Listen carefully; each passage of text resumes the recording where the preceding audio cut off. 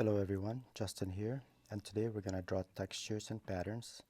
So let's just go ahead and start with drawing a heart, and really you can draw any shape you want. We're going to use this shape to use as our basis for drawing these different patterns. So here, let's start with drawing some different size circles, and of course you can make them all the same size as I'm doing right here, but I'm going to go ahead and add some other sizes just to vary it a little bit.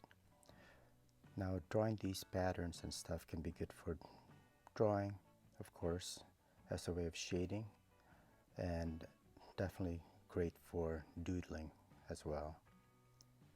So I'm just going to use a pen here just to keep all the lines consistent. Anyway, so I'm going to go ahead and draw another heart. You can use whatever shape you want. You can also use different shapes, as what most people do when they doodle. They'll draw different objects, and using these patterns for the different objects will make it more interesting. So here, let's go ahead and draw some zigzag lines, and don't worry about trying to make these perfectly straight. You can vary it,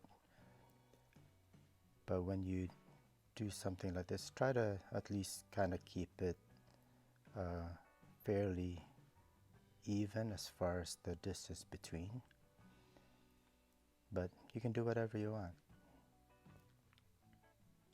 So we'll just go all the way to the edge of the heart, and you will see later that we can do other things to spice up the outlines a little bit. That looks pretty good. And what we'll do here is, as I draw heart shapes, I'm gonna make it so that they overlap. Of course, I'm drawing the hearts that are in front first, and then as I add more hearts, they'll fall in behind the ones I already drew. Okay, let's just draw simple straight lines here going across, and trying to think of what we could do here. You know, we could either leave it like this, or let's make a brick pattern. So bricks, they consist of evenly spaced, equal length bricks, rectangles that are offset by half a brick, and you can either go all the way across the row like this and just draw them evenly, or you could go like from the top, just draw the vertical lines first, making sure that you're skipping rows. Here you got to be careful that you put them in the right spot. I actually find it easier to just go all the way across and then make each succeeding row offset. So once you're done, make sure you look back, make sure you didn't miss any lines here, like right here and here. And that's it. That's your brick pattern. Pretty straightforward. There are other different brick patterns, but that's the most basic, also called the subway pattern. So let's add another heart, and I'm going to vary these hearts a little bit as far as the shape, just because it's hard to make it exactly the same shape anyway if I try to do that. Anyhow, here I'm going to go ahead and start doing a basket weave pattern where you have rows of lines that are roughly in the shape of a square. Doesn't have to be perfect again, and they alternate directions by 90 degrees, as if the weave basically goes over, then under the cross weave. So I'll just do this all the way to the edge, and we'll try a different pattern that's kind of like this, but where the lines vary in direction. So this is fairly regular, and don't worry about trying to make the number of lines exactly the same each time. No one's ever gonna pay attention and count the number of lines you put per square.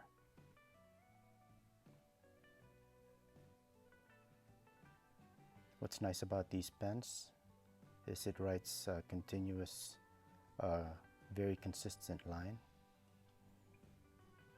which is very helpful, and it keeps a consistent look to the whole drawing or doodle. Alright, let's draw another heart here. And I'm trying to keep the notch and the tip of the heart as even as possible. Okay, so here, let's see. We're gonna do something similar to what we just did, except we're gonna do these curved lines. So what I do here is I just start with a spot and I draw these radiating curved lines from it, roughly about the same length, but as it encounters lines that I already drew, that's when of course I would stop those lines. An easy way to do this is to just draw these dots first where you're going to start, and then just draw the lines. Vary the direction of the curve, and you can definitely vary where you start.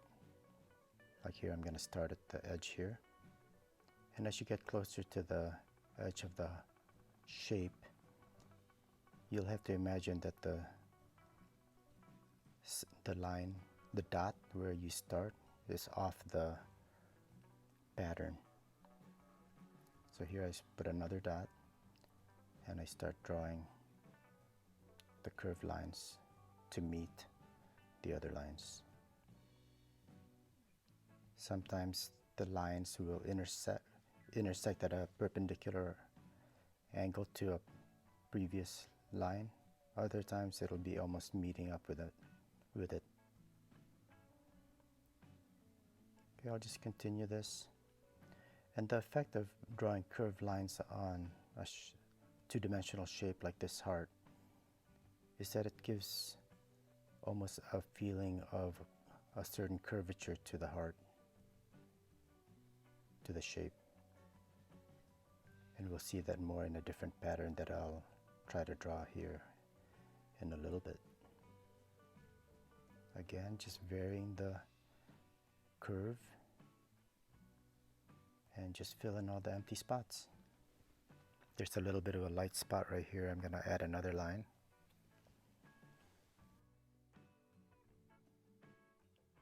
Okay, so let's draw another heart here. I'm going to make this one just a little bit bigger. Again, I'm trying to see where the notch of the heart is compared to the tip. Try to make it even. And of course, you can start by penciling in your shapes first. In fact, most people do this where they sketch in their doodle or drawing first and then follow with their pen, especially if you're trying to draw something kind of specific. Alright, so here I'm going to draw concentric circles. I just start with a dot, a certain distance from the last pattern, and then just draw concentric circles around until it hits the previous section.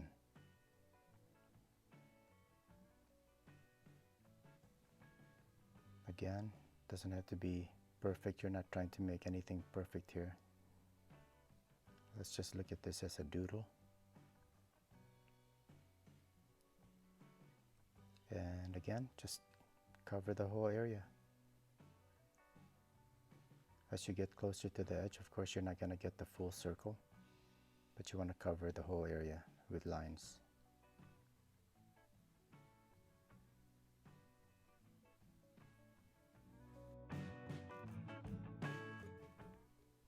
Okay, let's draw another heart.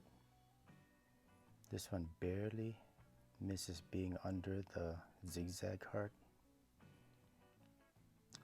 And let's see, let's draw a wood pattern, kind of like a wood grain pattern. So here I'm starting with a knot, just to put a dot down and draw these ovals around it. And as the oval gets longer, you start drawing these lines that curve around it, kind of like a piece of wood. Here I'm adding another knot, and then the grain starts to go straight again, and it goes around the knot. So knots in wood just basically indicate where the tree branches out. That's where the branch starts out, in the middle of the trunk somewhere, and as it grows, again you get these growth rings, and that's what wood grain is. And you want to vary it, the direction, and tends to be a little curved. So that's wood grain. Okay, let's draw another, and I'm gonna try to think of as many textures as I can here for this. Again, this heart's going underneath the circle heart.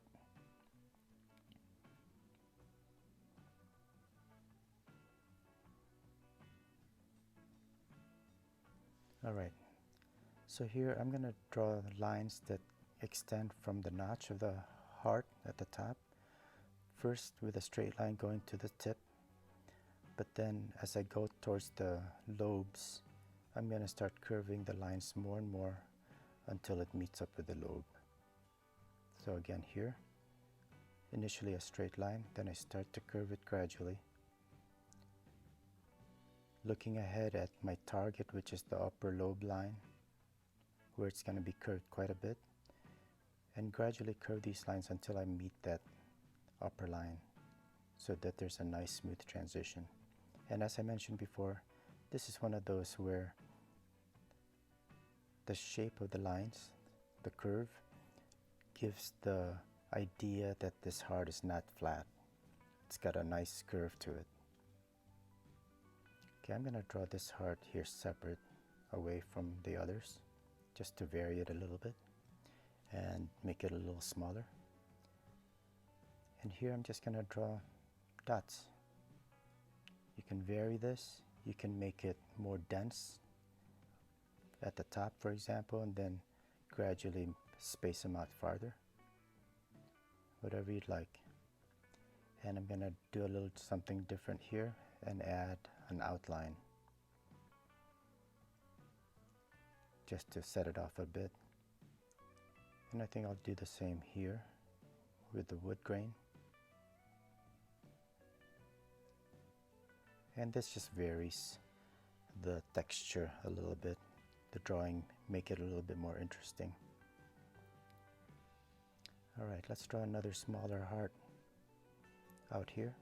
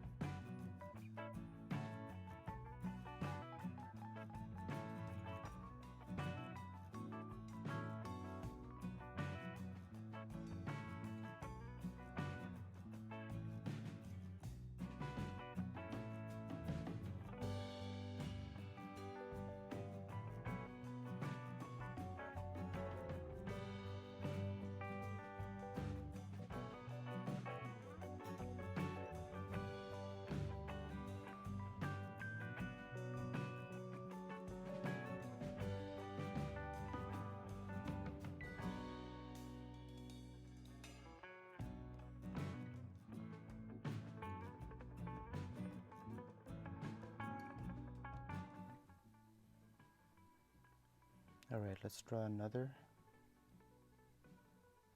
heart. And this time, let's see,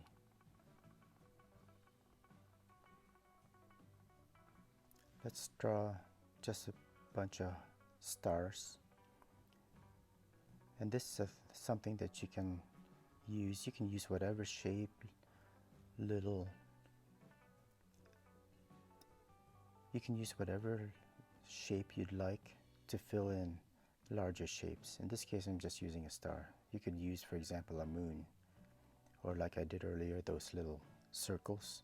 You could put squares, diamonds, whatever, and you can vary the shape just as I did here. Okay, similar to what we did with the concentric circles, let's draw another heart here, but this time let's draw concentric hearts. So I drew the outside first, and I'm just gonna go draw lines inside, and these hearts will get smaller and smaller as we get inside. So these are concentric hearts, and of course whatever shape you're using, you can draw. You can use the same idea with whatever other shapes you want to use until you get to the middle. Now let's go ahead and draw one more heart up here. And this again, kind of similar. Let's start at the middle and let's do a spiral. So just start at the middle and just start drawing a spiral as it goes out.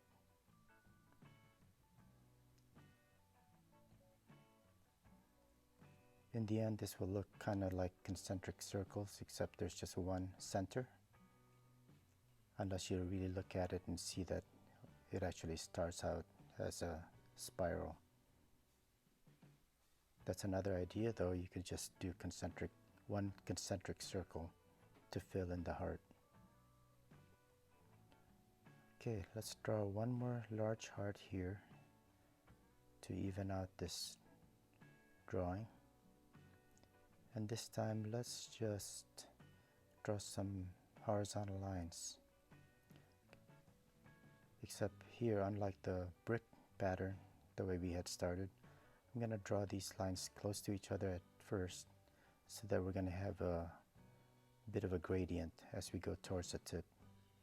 So I simply draw these lines kind of parallel and with more and more space in between as I go to the bottom. So essentially the top right here is dark, and you get a nice shading gradient. Alright, to finish this off, let's draw some small hearts on the outside, just to fill up the paper a little bit. Maybe another one here. And here. And you can just vary where you put these, of course.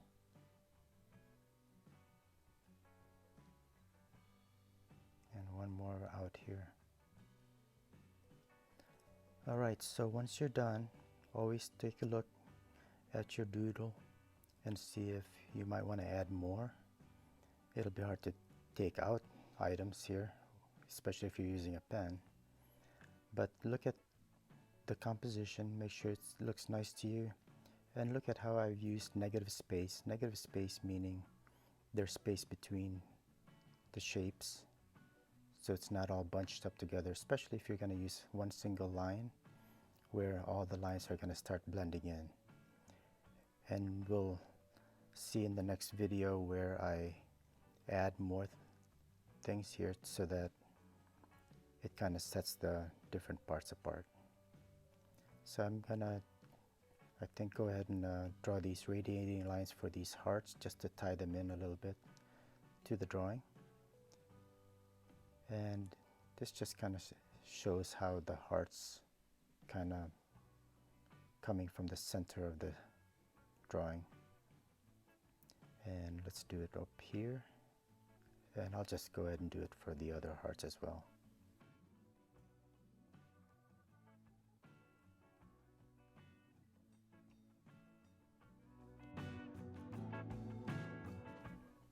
Well, that's it, guys. Thanks for watching, and I hope you got something out of this video. If so, please like, share, and subscribe, and I'll see you at the next video. Thanks, and have a great day.